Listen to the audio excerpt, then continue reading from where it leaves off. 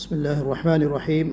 الحمد لله رب العالمين والصلاة والسلام على أشرف الأنبياء والمرسلين وعلى آله وصحبه أجمعين وعلى من اتبعهم بإحسان إلى يوم الدين. أما بعد، فأعوذ بالله من الشيطان الرجيم. بسم الله الرحمن الرحيم.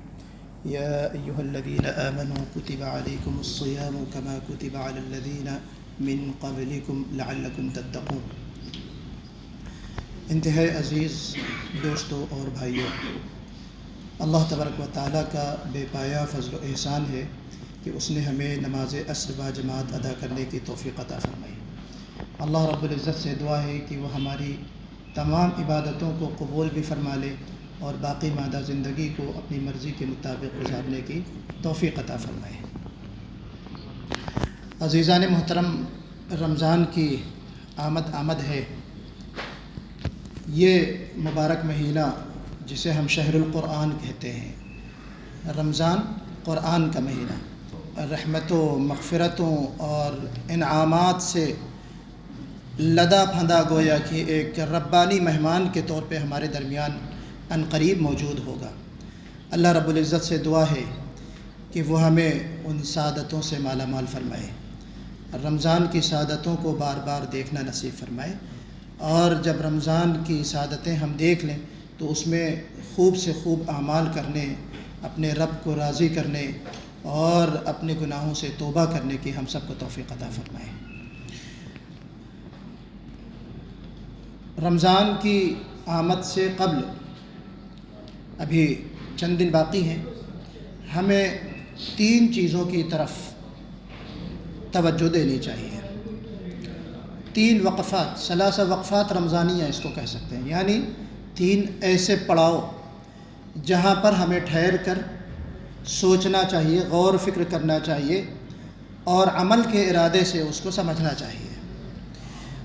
سب سے پہلی چیز، اس ماہ مبارک کی آمد پر خوشی کا اظہار کرنا چاہیے، اس کا بھرپور استقبال کرنا چاہیے، اس خدائی مہمان کو بھرپور انداز سے ویلکم کرنا چاہیے۔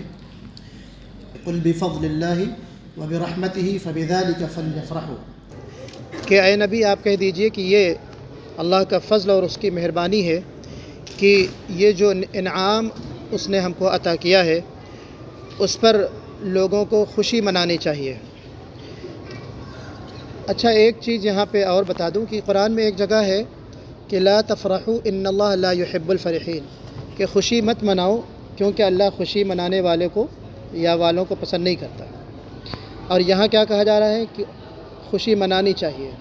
ایسی نعمتیں جس میں ہماری عاقبت بھی درست ہو، ہمارے اعمال اچھے ہوں، اللہ کی رضا اور خوشنودی حاصل ہو، یا ہم جنت کے مستحق ٹھہریں، ایسے انعامات یا ایسے پلوں کے آنے سے، ایسے اوقات کے آنے سے ہم کو خوشی منانا چاہیے۔ اور جہاں پہ کہا گیا کہ خوشی نہ مناؤ، وہاں یہ ہے کہ دنیاوی عیش و عشرت کی زندگی، یعنی ایسی زندگی جو آپ کو اللہ سے دور کر دے، اللہ کی ناراضگی کے اسباب میں سے جو خوشی ہے اس خوشی سے گویا کہ منع کیا۔ تو بہرحال آپ کے ذہن میں اگر یہ آیت دونوں آ جائیں تو اس کو میں نے کہا آپ کو کلیئر کر دوں۔ قرآن، اسلام کی نعمت، دین کی نعمت، یہ تمام چیزیں کیا ہیں؟ ہمارے لیے نعمت ہے، اور یہ ایک ایسی نعمت ہے جو ہمیں دنیاوی سرخروئی بھی جس میں حاصل ہوتی ہے اور اخروی سرخروئی بھی حاصل ہوتی ہے۔ تو رمضان بھی انہی نعمتوں میں سے ایک نعمت ہے۔ تو رمضان کی آمد کے موقع پر بھی ہمیں خوشی کا اظہار کرنا چاہیے، اور یہ جو خوشی کا اظہار ہے یہ نبی کریم صلی اللہ علیہ وسلم کی سنت ہے۔ نبی کریم صلی اللہ علیہ وسلم خود بھی خوشی کا اظہار فرماتے تھے اور اپنے صحابہ کو بھی بشارت دیتے تھے، خوشی کا اظہار فرماتے تھے۔ وہ حدیث ہمیں ملتی ہے کہ اللہ کے رسول صلی اللہ علیہ وسلم اس ماہ کے آخری جمعہ کو، اور بعض روایتوں میں آتا ہے کہ آخری شب کو، رمضان سے ایک دن قبل، صحابہ کو جمع کرتے اور کہتے کہ ایک ایسا مبارک آنے والا ہے، سایہ فگن ہونے والا ہے، ایسا مبارک مہینہ جو انتہائی مبارک ہے۔ فرض اللہ علیکم صیامہ، اللہ تبارک و تعالیٰ نے اس ماہ کے روزے تم پر فرض کیے ہیں۔ وہ ایک ایسا مہینہ ہے کہ جس میں جنت کے دروازے کھول دیے جاتے ہیں، تفتح ابواب الجنہ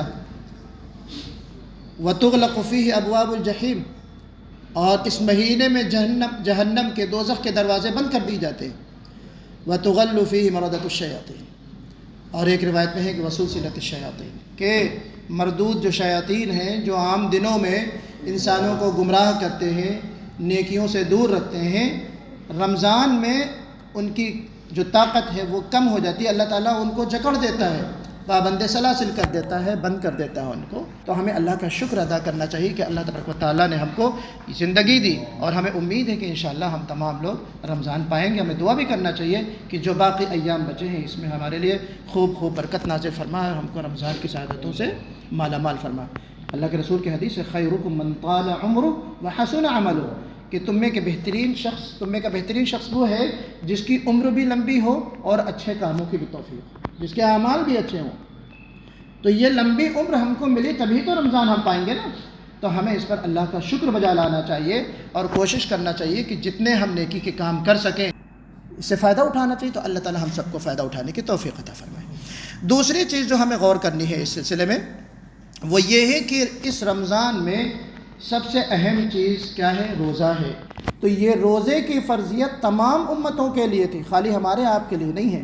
تو اللہ تبارک و تعالیٰ تسلی دیتا ہے میرے بندے یہ کوئی نیک پہلا عمل نہیں ہے، یہ پہلا کام نہیں ہے تمہارے اوپر جس کو تم بوجھ سمجھو، بلکہ یہ ہر امت پر روزہ فرض تھا۔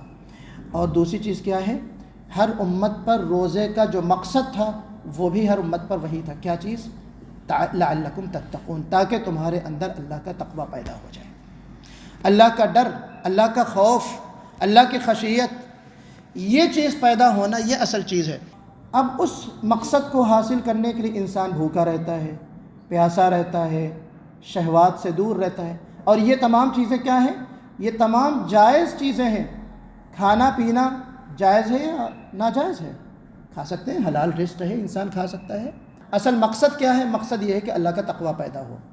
تو عزیزان محترم، یہاں پہ جو وسائل ہیں وہ اصل مقصد نہیں ہے، جو ذرائع ہیں وہ اصل مقصد نہیں۔ مقصد اصل کیا ہے؟ اللہ کا تقوی۔ اگر ہم بھوکے بھی رہ رہے ہیں، پیاسے بھی رہ رہے ہیں، لیکن ہمارے اندر وہ تقوی پیدا نہیں ہو رہا، ہم روزہ رکھ رہے ہیں، جھوٹ بھی بول رہے ہیں، ہم روزہ رکھ رہے ہیں، غیبت بھی کر رہے ہیں، ہم روزہ کر رہے ہیں، دلوں کو بھی دکھا رہے ہیں اپنے لوگوں کا، ہم روزہ رکھ رہے ہیں، ہم تجارت میں جو ہے کیا نام ہے جھوٹ بھی بول رہے ہیں اور ڈنڈی مار رہے ہیں، وغیرہ وغیرہ سارے گناہ ہو رہے ہیں۔ تو کیا پتہ چلا کہ ہم بھوکے تو رہ رہے ہیں، روزے کے ذرائع تو استعمال کر رہے ہیں، ہم تقوی کے ذرائع استعمال کر رہے ہیں، لیکن تقوی اپنے اندر پیدا نہیں کر پا رہے ہیں۔ تو اسی کو اللہ کے رسول صلی اللہ علیہ وسلم نے فرمایا کہ بہت سارے ایسے لوگ ہیں جو روزہ تو رکھتے ہیں، رات میں قیام تو کرتے ہیں، مگر ان کا روزہ محض بھوکا رہنا ہی ہوتا ہے اور ان کا قیام محض رات کا جاگنا ہی ہوتا ہے۔ من صام رمضان ایمانا و احتسابا غفر له ما تقدم من ذنبه، کہ جس نے روزہ رکھا ایمان اور احتساب کے ساتھ اس کے پچھلے تمام گناہ اللہ تبارک و تعالیٰ معاف فرما دیتا ہے۔ ایک روایت میں آتا ہے کہ جس طریقے سے نمازوں کے درمیان کے اوقات، ایک نماز سے لے کے دوسرے نماز تک جو گناہ ہوتے ہیں انسان کے، اللہ تبارک و تعالیٰ اس کو معاف فرما دیتے ہیں۔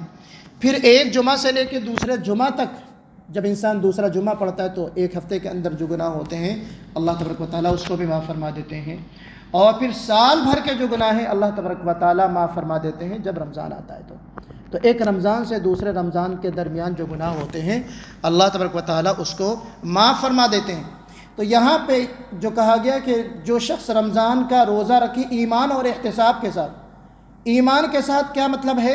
فرضیت پر یقین ہو روزے کی، اور رمضان کی جو فضیلت ہے اس پر یقین ہو، اور پھر احتساب کا مطلب ہے کہ اس کا جو اجر ملنے والا ہے اللہ تبارک و تعالیٰ کی طرف سے اس اجر پر یقین ہو، اور وہ اجر کیا ہے؟ فَإِنَّهُ يَصُومُ لِي وَأَنَا أَجْزِي بِهِ۔ حدیث قدسی اللہ کے رسول نے فرمایا کہ اللہ تبارک و تعالیٰ فرماتے ہیں کہ روزہ ایک ایسا عمل ہے جس کو بندہ میرے لیے رکھتا ہے اور میں اس کا بدلہ دیتا ہوں۔ يَدَعُ طَعَامَهُ وَشَرَابَهُ وَشَهْوَتَهُ مِنْ أَجْلِي، سنہرے الفاظ سے لکھا جانے والا یہ لفظ ہے، من اجلی، میرے لیے۔ سارا عمل اللہ کے لیے ہوتا ہے، تمام نیکیوں کا اجر اللہ ہی دیتا ہے، لیکن اللہ تعالیٰ کیا کہہ رہا ہے؟ یہ جو عمل ہے روزے کا، یہ میں اپنے مقام اور اپنی عظمت اور اپنی کبریائی کے اعتبار سے دوں گا۔ تمہاری مہینے کی سیلری تو آ جاتی ہے، تم نے مزدوری کی، محنت کی، مہینے کے 28 29 30 کو سیلری آ جاتی ہے، لیکن کچھ خاص انعام ہیں جو میں اپنے خاص مقام اور مرتبے کے اعتبار سے کمپنی جیسے آپ کو دیتی ہے، کچھ خوش ہو کے ایوارڈ ہے، ریوارڈ ہے جو نوازتی ہے آپ کو۔ اللہ تعالیٰ کی طرف سے جو ثواب ہے وہ تو ملے گا ہی، لیکن ایک خاص فضل اللہ تعالیٰ کہتا ہے میں اپنی شان کبریائی اور اپنی عظمت کے اعتبار سے میں وہ اس کا اجر دوں گا۔ تو غور کیجئے کہ یہ جو کہا گیا کہ من اجلی، میرے لیے بندہ چھوڑتا ہے اپنے کھانے کو، بھوکا رہتا ہے، پیاسا رہتا ہے، تو اس جملے کو بھی ہمیں غور کرنا چاہیے، اور اس کی جو اہمیت ہے، جو ثواب ہے، جو اجر ہے، یا اللہ کو روزہ جو پسند ہے، کیوں پسند ہے اس کا مقصد سمجھنا چاہیے، لعلکم تتقون۔ ہمیں غور کرنا چاہیے کہیں ایسا تو نہیں ہے کہ جو حلال چیزیں تھیں عام دنوں میں ہم نے اس کو تو چھوڑ دیا، لیکن جو ہمیشہ حرام تھی اس کو نہیں چھوڑا۔ بھائی بھوکا رہنا، بھوک یعنی کھانا کھانا، پانی پینا، یہ وہ چیزیں جو حلال ہیں، لیکن ہم نے ہم نے اس سے اپنے آپ کو روکے رکھا، لیکن جو حرام چیزیں ہیں جو ہمیشہ حرام ہیں اس کو نہیں چھوڑا۔ جیسے میں نے ذکر کیا، چغلی ہے، غیبت ہے، اپنے مرے ہوئے بھائی کا گوشت کھانا، ایحب ان یاکل لحم اخیہ میتا، کیا کسی غیبت کرنے والے کو یہ پسند ہے کہ اپنے مردار بھائی کا گوشت کھائے؟ اتنی خطرناک چیز ہے، غیبت ہے، چغلی ہے، تو یہ تمام چیزوں سے گناہ ہے۔ آج کل سوشل میڈیا ہے، اپنے آپ کو دور رکھیں، ہم ابھی سے اپنی یہ عہد کریں کہ رمضان آئے گا تو ہمیں ان چیزوں، بہت جو ضروری چیزیں ہیں آپ کے کمپنی کے، جاب کے، مختلف اداروں کے گروپ ہیں، واٹس ایپ ہیں، ٹھیک ہے ان کو آپ چالو رکھیں، باقی چیزوں کو آپ ہٹا دیجئے تھوڑے دن کے لیے، ایک ہی مہینے کی تو بات ہے۔ یہ رمضان تربیت کا مہینہ ہے، ایک مہینہ ہمیں تربیت کرنی ہے، اللہ سے قریب ہونا ہے، اپنے گناہوں سے توبہ کرنا ہے۔ تو ان تمام چیزوں سے جس کے ذریعے سے حرام کاموں میں انسان ملوث ہوتا ہے اس سے ہم کو دور ہونا ہے۔ یہ تو دوسرا پڑاؤ ہے۔ اور تیسری جو چیز ہمیں غور و فکر کرنا ہے وہ یہ ہے کہ اس مہینے کو شہر القرآن بھی کہا گیا، شہر الفوزان بھی کہا گیا، شہر الغفران بھی کہا گیا۔ شہر القرآن رمضان کا مہینہ ہے، شہر الفوزان کامیابی کا، فلاح و کامیابی کا مہینہ کہا گیا، شہر الغفران مغفرت کا مہینہ، اس میں مغفرت اللہ تعالیٰ کی خوب ہوتی ہے۔ اور اسی طریقے سے ہم کو کہا گیا، اللہ کے رسول صلی اللہ علیہ وسلم کی حدیث ہے کہ اس کو شہر المواسات کہا گیا۔ تو تیسری چیز جس پر ہمیں غور کرنا ہے کہ یہ شہر المواسات ہے، یہ مہینہ غمخواری کا مہینہ ہے۔ آپ بھوکے رہتے ہیں دن بھر، ہم بھوکے رہتے ہیں، تو ہمیں یہ احساس ہونا چاہیے کہ بہت سارے ایسے لوگ ہیں جن کو کھانا نصیب نہیں ہے، بھوک سے مر رہے ہیں۔ ہمارے آس پاس رہنے والے، ہم سے دور، ہم سے قریب بہت سارے ایسے لوگ ہیں جن کو ہم دیکھتے ہیں کہ 2 وقت کی روٹی نصیب نہیں ہوتی اور بھوک کی وجہ سے مر رہے ہیں۔ غزہ کے حالات کو اپنی نظروں سے اوجھل نہیں ہونے دینا عزیزان گرامی۔ غزہ کے جو مسلمان اپنا تن من دھن قربان کر رہے ہیں، غیر معمولی قربانی ہے۔ 7 تاریخ ہے نا آج، 5 مہینے ہو گئے۔ آپ غور کیجئے کہ وہ یعنی کیلوریز وائز کھانا ان کو مل رہا ہے وہاں پہ، کہ زندہ رہنے کے لیے جتنا کھانا ضروری ہے انسان کو صرف اتنا کھانا مل رہا ہے۔ ہم کو تو اللہ تبارک و تعالیٰ نعمت ہی نعمت کھلا رہا ہے، ہم تھوڑا بھوکا رہیں، اور رمضان کے بعد جو اندھا دھند کھانے کی طرف، دسترخوان کی طرف ہم دوڑتے ہیں، تھوڑا سا کم از کم اپنی تربیت کے لیے اس ماہ، چونکہ ہمارے سامنے جو غزہ کے حالات ہیں، معصوم چھوٹے چھوٹے بچے بھوک سے تڑپ کے مر رہے ہیں، جو کھانا تقسیم ہو رہا ہے وہاں بمباری ہو رہی ہے۔ تو عزیزان محترم، ہمیں تھوڑا سا اپنے آپ پہ کنٹرول بھی کرنا ہے، یہ بھی تربیت کرنی ہے، ہم محسوس کریں ان کی بھوک کو، ان کی تڑپ کو۔ تو یہاں پہ یہ جو شہر المواسات ہے، ایک تو یہ چیز ہے۔ دوسری چیز، انفاق فی سبیل اللہ اس مہینے کا بہت محبوب عمل ہے۔ اللہ کے رسول صلی اللہ علیہ وسلم کے لیے فرمایا کہ عام دنوں میں تو وہ سخی اور فیاض ہوتے تھے، اس مہینے میں وہ اجود من الریح المرسلہ، یعنی باد تن سے بھی زیادہ جو تیز ہوا چلتی ہے اس سے کہیں زیادہ معاملہ نیکیوں کے معاملے میں آپ آگے بڑھ چڑھ کر حصہ لیتے تھے۔ تو ہمیں بھی اس سنت کو ادا کرنا چاہیے کہ انفاق کرنا چاہیے۔ حدیث میں ہمیں پتہ چلتا ہے کہ بہترین صدقہ رمضان کا صدقہ ہے، اور اتقوا النار ولو بشق تمرۃ، اللہ کے رسول صلی اللہ علیہ وسلم کی حدیث ہے کہ اپنے آپ کو آگ سے بچاؤ، چاہے وہ آدھی کھجور ہی کیوں نہ، کھجور کا چھوٹا سا ٹکڑا ہی کیوں نہ ہو، اس سے اپنے آپ کو محفوظ رکھو، اپنے آپ کو بچاؤ۔ تو ہمیں کوشش یہ کرنا چاہیے کہ ہم جتنا ہو سکے ہم انفاق کریں، صدقات کریں، اور اس کے ذریعے سے تقوی پیدا ہمارے اندر ہوگا، جو اصل رمضان کا اور روزے کا مقصد ہے۔